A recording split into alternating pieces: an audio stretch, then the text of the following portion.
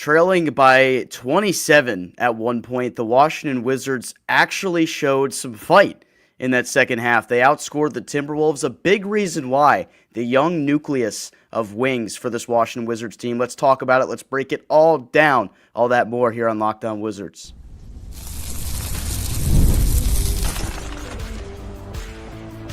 You are Locked On Wizards, your daily Washington Wizards podcast, part of the Locked On Podcast Network. Your team every day. DC family, you're locked on to the Washington Wizards, where you're part of our family. We thank you for making Locked On Wizards your first listen every single day. We're part of the Locked On Podcast Network, where it's your team, the Washington Wizards. Every day, we're the #1 sports podcast network in the nation. We remind you that today's episode is brought to you by FanDuel. Right now, new customers can bet just $5, and if your bet wins, you'll get $300 in bonus bets to use across the app. Head to FanDuel.com to get started. Alongside the DC Sports content creating Kyshawn Abdullah Ayubi, I'm Ben Strober, and I cover DC Sports for 106.7 The Fan and the Team 980. AB Wizards drop at 120 to 109. Some decent fight from our guys in the second half, but that is 12 straight losses for the Wiz Kids. Yeah, it was looking ugly in that first half, Ben. Minnesota at one point was up 27 points, and I was texting you that it was so fitting that Monumental was having technical difficulties, and I couldn't see what was going on my screen, and so many of my friends that are Wizards fans were saying maybe this is a blessing in disguise, but they fought back in the second half, and Kyshawn George with 27 points. This Minnesota team, you went out there without one of your best young players in Alex Sarr. Tristan Vucevic had 5 fouls late in the third, so they were very thin in the front court. But you got to love the fight, Ben. I mean, this team on average gives up 129 points, and you give up 120 tonight. I know moral victories isn't much of a thing for many people, but for this Wiz Kids team, and now they dropped their 12th game in a row, you got to be happy. You got to look at some positives. So I want to get into the fight this team showed today. I want to get into the young nucleus I feel like the Wizards have in wing players. I'm talking about Kyshawn George, Bilal Coulibaly, and Cam Whitmore, who I think all had excellent performances tonight. I want to also get into the idea that the youth maybe didn't play enough, I should say. Didn't see enough of Trey Johnson, in my opinion. Didn't see enough of, well, we didn't see any of Will Riley, obviously. So I'll get into that later in the episode. And then we'll give you guys all a chance to let it all out, as we always do post-game here on Locked On Wizards. All right, let's start with the fight this team showed today, because after the second quarter, Wizards get outscored 37-17 by Minnesota. After a relatively decent first 12 minutes of basketball, they were competing. It looked like maybe after the players-only meeting, they came out here with a different energy in this one that might carry over for a majority of the game, and you'd see them compete. That was not the case in the second quarter. I honestly, compared to the rest of the game, I can't even tell you what happened. The team turned the ball over like it was nobody's business in that second quarter. They allowed 18 straight points before they could get their first bucket with like 6 minutes and 15 seconds to go in the second quarter. It was just downright disastrous. And I was honestly anticipating to come on the pod here and say, it's another one of those lifeless Wizards performances. The team showed no guts. They showed no heart. They've lost 12 straight games. It looks like the sky is falling on the organization. But the way they played in the second half, outscoring Minnesota by 12, looked a lot more intense on the defensive side of the basketball. Saw some key contributions from some young guys. I think you can actually take away a decent load of positivity from this game, considering how bad that second quarter was, AB. Yeah, like you mentioned, they didn't score a point up until 6 minutes left in the second, Ben. And the turnovers, after turnovers, it was getting frustrating to watch. And one positive also, you keep Anthony Edwards less than 20 points. I understand Julius Randle and Naz Reid did their thing, but you have to look at some of the positives from this game. And you were competitive in that fourth quarter with a Western Conference team that's trying to make a push in the playoffs. So Bilal Coulibaly, it seems like every game, Ben, the guy's getting a poster. I mean, he is just so freaking explosive. Cam Whitmore, 13 points, 6 rebounds. He is finding his role here in DC. Trey Johnson, like you mentioned, Ben, and we'll get to Will Riley later. It was just frustrating not seeing him in the game. I just didn't. 17 minutes is just not enough for the 6th overall pick. And one thing I loved about Trey is that he airballed his first shot in the game, but that second shot, with no hesitation, he switches it from downtown. So small things like that, building confidence, is what you love to see from the young guys. Tristan Vucevic, there were some things that I like, but again, he got bullied out there, to say the least. And it makes sense. Julius Randle, Naz Reid, Rudy Gobert, there are guys that are really good in this league, but saw some nice good things from him as well. And just overall, I like how you just didn't let the Minnesota Timberwolves run through you. You somehow made a competitive 5-4 point game late in the game. And I understand you didn't come out with the win, but you're hoping that those mistakes that you make late in the game, you can learn from and capitalize on it later on in the future, maybe somewhat this year when you're in more competitive games. Because these are the type of games, Ben, that they were talking about going into the season, or that Wizards fans were anticipating, knowing that we weren't going to win, but at some point you were competitive. And it wasn't competitive in that first half, or the second quarter, rather. First half, they came out guns blazing after that players-only meeting they had against post-Brooklyn Nets loss. But that second half, you turned it up. You love to see it. And you just got to figure out a way to learn from this and bounce back against Toronto. Yeah, I agree with you 100%. There were some good things, obviously plenty of bad, especially in that second quarter. But this is maybe the ideal game you have as a Wizards fan because obviously you're trying to be a lottery-bound team. And the way it's looking right now with how bad Brooklyn is, how bad Indiana is, the Wizards are going to have to lose plenty of games this year to find themselves picking in the top of this draft if they obviously do get lucky in the lottery this year as opposed to last year. But you can live with the performance we saw from this Wizards team tonight. I want to get into this young nucleus of wing players because between Kyshawn George, Cam Whitmore, and Bilal Coulibaly, all three of those guys are 21 years old, and they were the reason they were in this game tonight. They were the main focal point of the team, actually, along that comeback that the Wizards had in the second half, trying to get back into the game, cutting it to, I believe, 3 at one point in this game. And I know Cam Whitmore has caught a ton of flack because of the style of basketball at times he's ended up playing, but today he was tied for second team best. He was a -2 along with Bilal and Chris Middleton. CJ McCollum actually ended up being a +1 in this game because he didn't end up playing as much as some other guys that started in this one, like Kyshawn George, who had 37 minutes and was a -7. But I want to get in those guys specifically because of the ability they all have in terms of explosiveness. It's dynamic. And I want to start with Bilal because last game we mentioned he had like the most explosive 6 points we've ever seen. Today he was much, much more assertive. 5 for 6 from the field, great efficiency from Bilal, 2 of 3 from behind the arc, and some big-time jams. He has a unbelievable first step. He's quick. He can beat his man off the bounce, and sometimes I just don't think he realizes it. I think through the first 2 years of his career, my biggest gripe with Bilal Coulibaly not asserting himself is like he doesn't realize when he has his man beat and he should just get to the cup and punch it because he has the athleticism. He has the leaping ability, maybe better than anybody on this team, that if he goes up, he gets a bit of space, he's going to throw it down on your head. He did that multiple times in this game. I'm seeing something from Bilal Coulibaly that we didn't see through the first 2 years. Now that he's starting to figure out how to assert himself a little bit more, if he can stay healthy, if he can sustain this over the course of the season, he actually looks like a player that can really help you out on the offensive end and on the defensive side, obviously, from what we know. He's got to continue to assert himself, AB. I'm very encouraged, though, when he actually is on the floor to see what he's done offensively. It looks like he's gotten a lot better with the ball handle as well. Yeah, and I think right now, from what I'm looking at it, took 6 shots. I still want to see 10+ a game, Ben. I understand there's a lot of mouths to feed on this Wizards young roster, but a guy like Bilal Coulibaly, who is eligible for extension this upcoming year, if you want to go out there and prove why you're a cornerstone piece of this franchise, you want to take those shots, you want to look assertive. But yeah, like, he's just so freaking explosive. That first step is amazing. The 3-point shot's gotten better as well. I know that was questionable this offseason where people were saying the mechanics are still off. I mean, can you shoot it from the outside? But I think he silenced those guys that were saying that. And I just feel like in general, I think you had, a lot of people in double digits, Ben. I still think there's a lot of positives you can take from this game. It's a 12-game losing streak. It sucks. Indiana did win. That's also one thing I wanted to point out. So there are 2 games. There we go. They're 1 game ahead of us right now in the standings. So right now, I think we're the only 1-win team, right? Yeah, we should be then. It should be, yeah. So another positive, just putting that out there. You know what? I wanted to point this out with Bilal, actually, because of the mechanics being an issue. He still got that dip in his jumper, but guys on the other teams are not respecting his jump shot right now. He's being left open for these opportunities. If he can actually knock them down the way he did tonight, 2 of 3 from behind the arc, he becomes a weapon for you. Maybe people will have to start to respect his jumper a little bit more, and that'll allow for those opportunities for him to be unleashed and attack the basket. All right, moving on. I want to start with Cam Whitmore because 20 minutes for him. He scored 13, had 6 rebounds, 2 assists as well for Cam Whitmore on really great efficiency tonight. He was 5 of 8 from the field, 1 for 2 from the 3-point distance.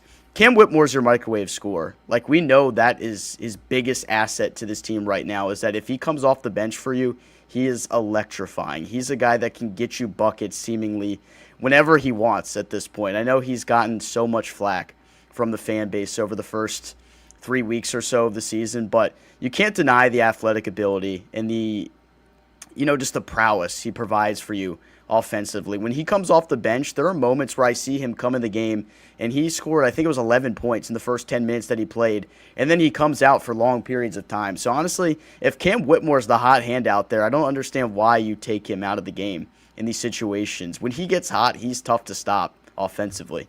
Yeah, and he's a guy, like you mentioned, a microwave scorer that every team in the NBA needs. And it's starting to make sense now, Ben. I thought at one point maybe he's a starter on this team, but I think he's just better suited for coming off the bench as a 6-man. And, man, only giving up 2 second-round picks for him. If he can really carve out a role here in DC, I still think it was a great pickup from Will Dawkins and company. We'll just have to see if it can continue it. 20 minutes tonight. This also defensively, a block and playmaking, 2 assists, 6 rebounds. So a guy who's doing it at all facets of the game. I generally wonder though, Ben, because again we mentioned in the recent pod where the rotation was going to shrink. From Will Dawkins said that. How will Cam Whitmore be affected by it? Corey Kispert tonight, only 11 minutes. So maybe this is a common theme that we'll see Cam Whitmore take more of Corey Kispert's minutes, which I think we unanimously agree on is that's what we want. So we'll just have to see. But I love Cam Whitmore. I love what he brings to his team. I love the energy that he brings. Bub also only played in 17 minutes tonight. 9 total played for the Wizards. So a slight decrease than before. You didn't see Justin Champagnie, which I definitely am not a fan of, but we'll get into that in the next segment. But yeah, with a guy like Cam, another thing I wanted to point out, one stretch of this game in the third quarter where he deflected 3 passes in a row. I think he has that ability to also help out at the defensive end. We've seen those moments from him where he can chip in defensively. I think Cam Whitmore's got to get more playing time. He's 21 years old. You're a team that's trying to develop players as best as you can at this point, and you're losing a lot of these games right now. I don't think you have anything to lose by giving Cam some more minutes to see if he can give you that microwave scoring that he's provided for you off the bench. Let's take a quick break. I wanted to tell you why I don't think the youth played enough tonight, and I'm very disappointed with the playing time from Trey Johnson.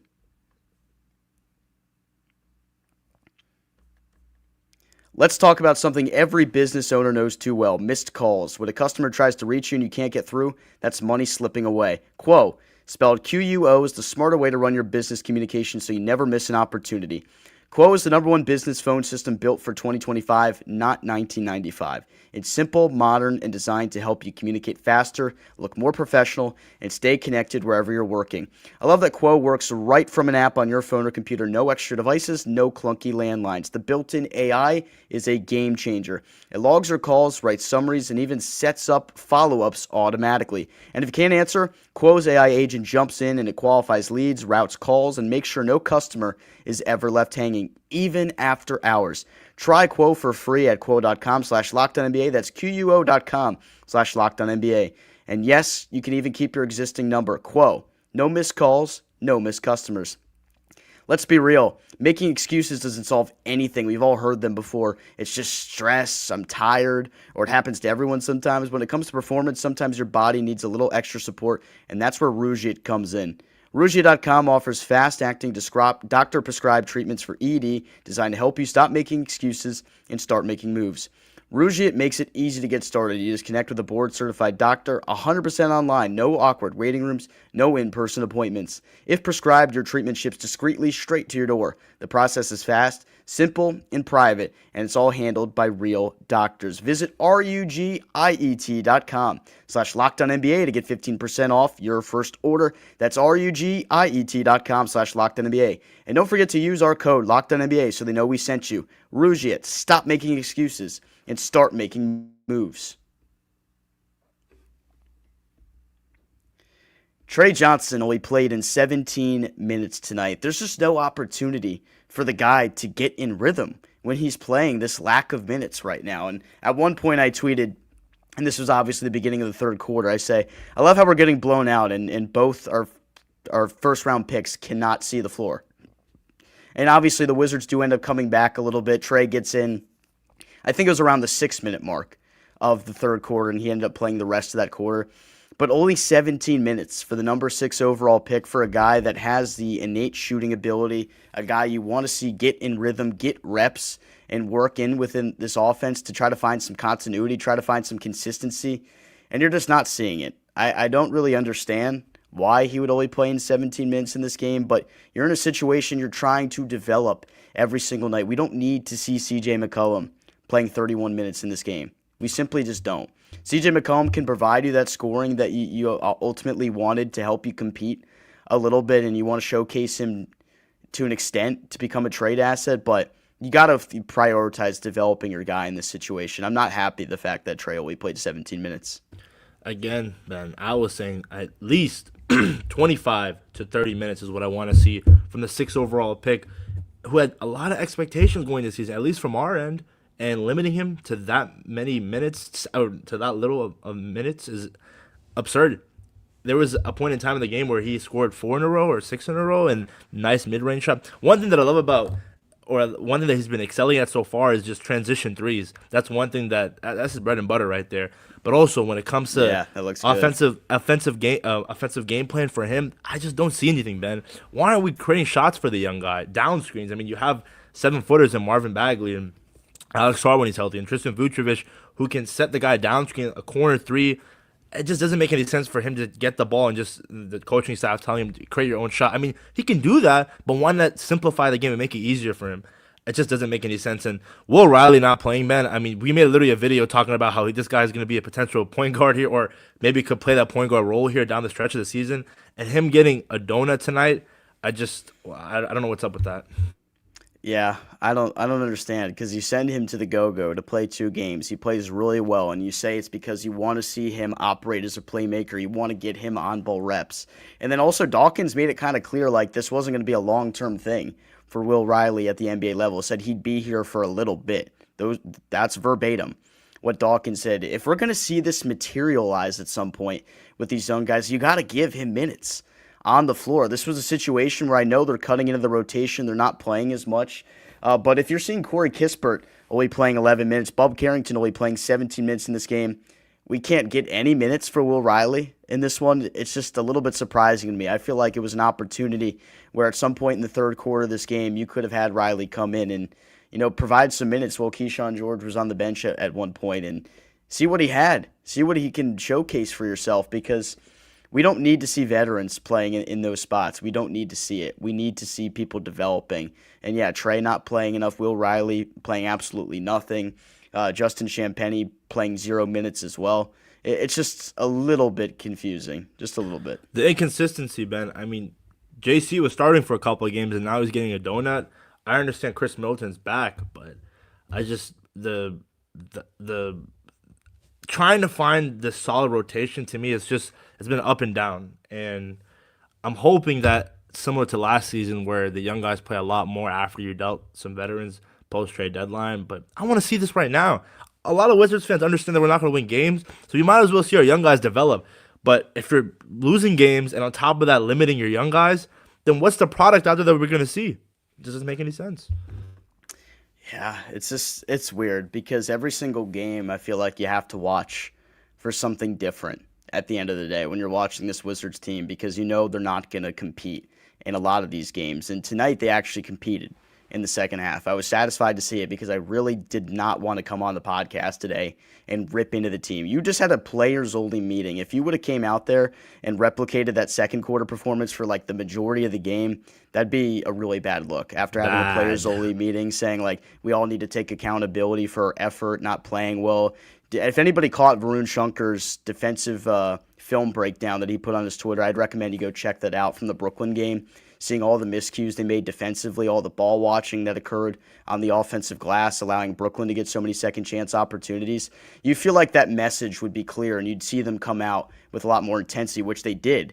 And that second quarter being so bad was just like puzzling to me. But at the end of the day, it almost works out in your favor, because if the Wizards are indeed trying to lose enough games to guarantee themselves a top 5 pick, with Indiana winning tonight, you were competitive in the second half, you can live with it. Would have liked to see Trey Johnson play more minutes, would have liked to see Will Riley get on the floor today, but I think I can live with this performance and some of the things we saw, especially from the young guys like Bilal, Cam, and Kyshawn. AB, anything else before we get to let it all out? Again, you have Toronto upcoming. They're on like a 5-game winning streak. They just beat Philly. You got to find a way to contain Scotty Barnes and that young Raptors squad. But I think there were a lot of positives tonight. I understand you lose your 12th game in a row and you lose to the Wolves. But we're hoping that this next game coming up, Ben, or at least the next couple of games, we'll see Will Riley out there and Trey Johnson getting 25 to 30 minutes a game.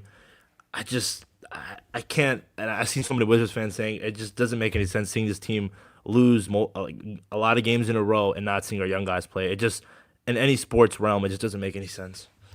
Yeah, 100%. All right, time for you guys to let it all out. Get your comments ready. We'll read them when we're back. We got a lot.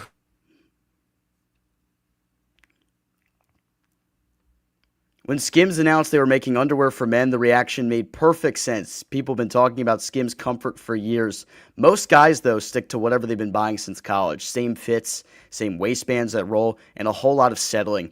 Skims Men's changes that. One upgrade, and it's obvious why everyone's been talking. They're designed to feel good, fit right, and actually stay put. No slipping, no sagging, no adjusting, just genuinely great underwear that makes you feel confident and comfortable. My favorite pair is the Stretch 5 Boxer Brief. It stood out because of the fabric, the soft, the supportiveness. It was comfortable, and I wore it all day long with no issues. They don't ride up, they don't lose their shape, and they hit exactly where they're supposed to on the thigh. Whether you're working, traveling, working out, or just hanging out at home, you just feel better than anything you've used before. I honestly didn't expect underwear to be a game changer, but Skims completely surprised me. Shop Skims Men's now at skims.com, and when you place your order, choose podcast in the post-purchase survey and select our show from the drop-down menu to let them know we sent you. Plus, the SKIMS Holiday Shop is open, so if you're looking for the perfect gift this season, Skims has you covered. The NBA is back, and there's no better place to get in on the action than FanDuel, the official sports betting partner of the NBA. Even if you missed the start of the game or want to ride the hot hand, FanDuel has live bets on everything from who will score next to fourth quarter comebacks. Plus, you can even combine your live bets into a same-game parlay for a shot at a bigger payout. It keeps every game more exciting, especially when your team's making that late push. Right now, FanDuel is giving new customers $300 in bonus bets when your first $5 bet wins. So head to FanDuel.com to sign up and play your game with FanDuel, the official sports betting partner of the NBA. Let it all out! Your favorite segment here on the Locked On Wizards podcast, following every single game. Post-game, you and AB, we read your comments. AB, let's get it rolling. So I was going to say, Ben, when we win a game, are we still calling it Let It All Out? Or? Yeah, because people are probably going to crash out from winning a game. Like, we haven't won in 12 games. Man, it is tough right now being a Washington Wizards fan. Shout out to Noah Mustard, a good fan of the channel. Roller coaster of emotions. Like Ben mentioned, that second quarter, like the cherry on top, Ben, I'm going to keep saying it. When I saw technical difficulties, and I couldn't even watch the game, and I'm just like, oh, I was so close to crashing out. It was a lot of emotions, but again, you bounce back in the second half. You love to see it. I am locked on 1 through 113. The Pacers aren't stealing our number one pick. Yeah. And I'm telling you, once they get healthy, I mean, they have to be competitive in a lot of these games because, again, you have Pascal Siakam, you have a lot of young guys on that squad. I understand you don't have Tyrese Halliburton, but you just went to the NBA Finals. It just wouldn't make sense to be a one-win team. Locked on Law, shout out to Locked on Law, good friend as well. CJ is part of the problem, never saw a shot he wouldn't take. Yeah, there are times, Ben, and I mean, outside of this game, the games before it, like a 3-4 game stretch where he had like 20-plus point games, he had 40 against Detroit.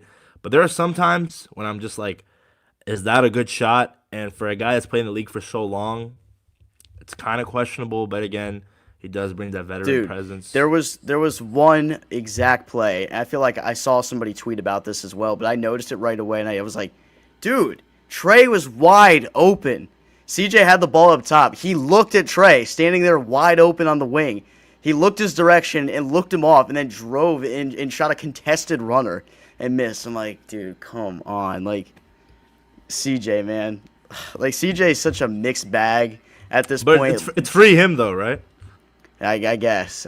According to Inside the NBA, it's free CJ McCollum. But no. Like, look, I'll give CJ some credit because he's helped them out at times, but not necessarily in the way that even really matters. They want to develop the young players on this team. We don't need to see CJ and Chris playing 30 minutes. I just don't think it's necessary at this point for what the Wizards' goal was this season. I don't think NBA executives for other teams need to see them playing 30 minutes for this Wizards team. Those guys could come off the bench theoretically and only play 20 minutes, and I think they'd be able to showcase enough for themselves for other NBA executives. They know what kind of players those guys are. They watch the film. They don't need to play 30 minutes a game. It's redundant. Yeah, and again, like you mentioned, I understand they're trying to maximize their trade value, but you also don't want to hinder the development of the young guys on this roster. DC Onion, the Cam Whitmore, the CEO of the Cam Whitmore fan club, they need a pass-first point guard. I mean, I think we can agree on that. We're all saying that. I mentioned how Darren Peterson, that's a potential guy you can get if you land a top 3 pick. Again, that's not happening, but Trae Young, maybe want out of Atlanta. Not going to happen. I saw some Wizards fans say Chris Paul. I mean, he's not getting a lot of minutes with the Clippers, but you need a point guard. Will Riley, I'm not saying he could be the answer to it, but why not try it? I mean, try him out. Just do something. You got to change it up somehow. All players getting a lot of minutes. Minutes is a recipe for injury. It's a very good point, Locked On Law. Law would know firsthand, wouldn't he? For Tristan is straight trash on defense. Yeah, as much as I love Tristan Vucevic, I think game by game when I see him get a good amount of minutes, I kind of understand why he's behind Marvin Bagley. Defensively is a liability, and we saw that tonight. Granted, you are going up against Naz Reid, Rudy Gobert, and a lot of this Timberwolves squad is deep. So I'll give him that, but yeah, it was tough. There were some times where he was getting bullied. I like Vooch getting the minutes, really develop him too. Yeah, it's tough, man. And I want to get your stance on this. Like, I understand he's not great, but also you want him to develop. So how do you find that balance with Tristan Vucevic? Especially you needed him tonight because Alex Sarr wasn't playing. Which, by the way, Ben, left toe soreness. I have never heard of that injury. Well, I mean, Alex Sarr, I feel like for the most part, has been like pretty durable. So I was a bit surprised. Hopefully, we see him come back quickly. Hopefully, he plays in the next one on Friday. Because you don't want to see Alex Sarr miss too much time, and they were definitely missing him big time out there. You need that presence in the middle defensively. For a guy that's defended the most shots at the rim in the NBA, like this was clearly not going to be a strong suit for Tristan Vucevic tonight. And then obviously Bagley, who went to the locker room at one point after he came down really hard on one of his. That could have been potentially really scary because you only have TV out there. And then you'd have to go Anthony Gill. Basically, he was the last guy that would have been available. Yeah, that was. It's a good thing you avoided that, but I'll go ahead, John. This is a comment from Jack Benke. Look up our plus minus when Kyshawn and Cam are on the floor together. I feel like we really do well when they're both out there. He's the only guy who really finds Cam in the cuts. Yeah, I've definitely noticed that just based on the eye test. I'd have to go through NBA.com. I think they'll update a lot of the lineup data probably overnight. I'll check that out tomorrow, and maybe in tomorrow's pod, it actually will be end up being a post-game pod. On Friday, I can give you a definitive answer, or I could post on Twitter if I find any information that really sticks out. But appreciate the suggestion here, Jack.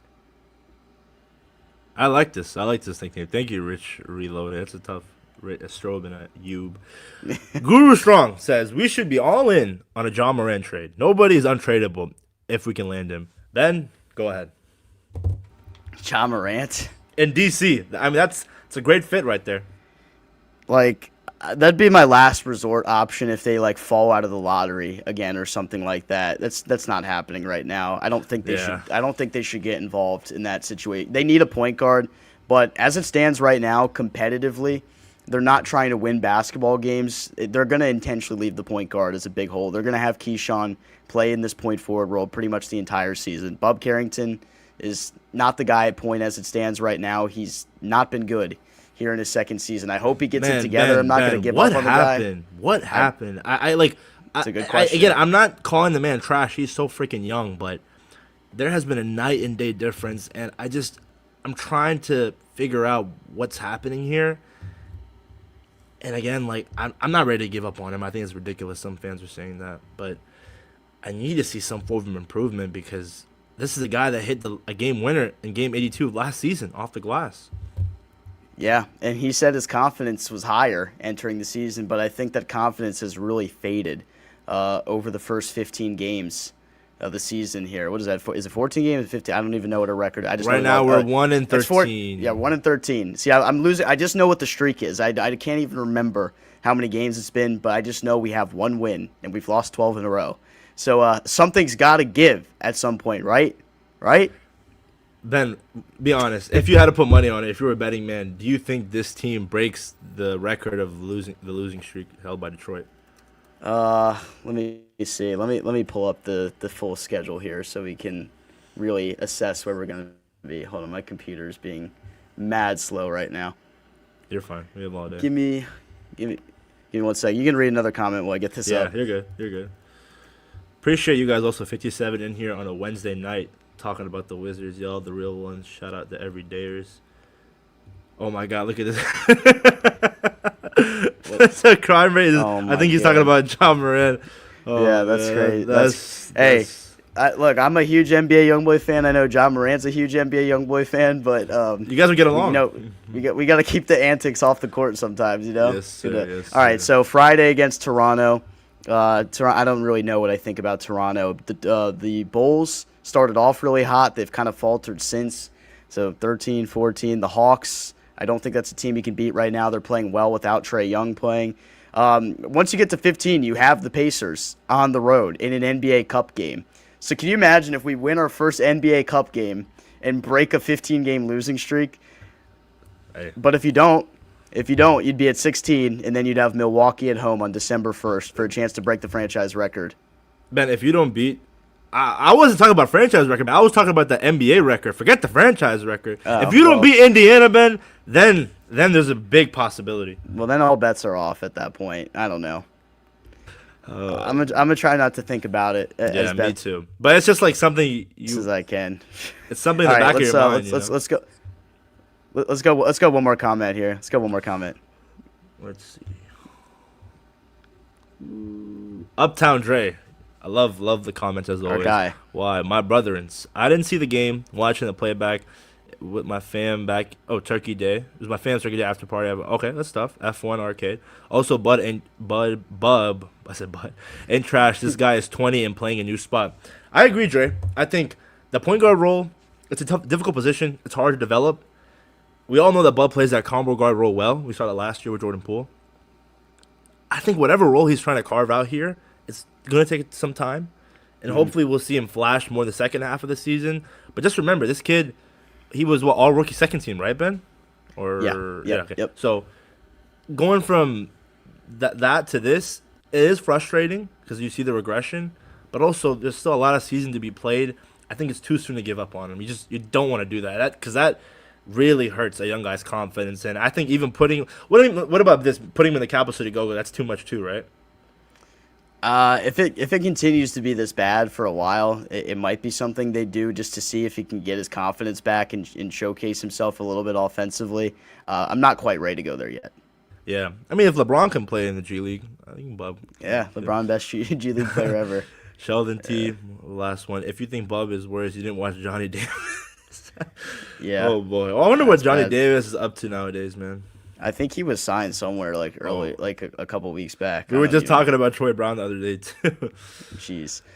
All right. That'll do it for us here in Locked On Wizards. There's over 60 of you in here right now. And for a team that's lost 12 games in a row, we got some dedicated fans. We got dedicated fans of this channel. We appreciate all of you everydayers so much here in the Locked On Wizards channel. We thank you for making Locked On Wizards your first listen every single day. For your second, check out the Locked On NBA Fantasy Basketball channel. Josh Lloyd, he'll get your lineup right. Everything will be smooth sailing from there. Wizards fans, stay in the fight. For my co-host Abdullah Ayubi, I'm Ben Strober, DC Family. Talk to you later.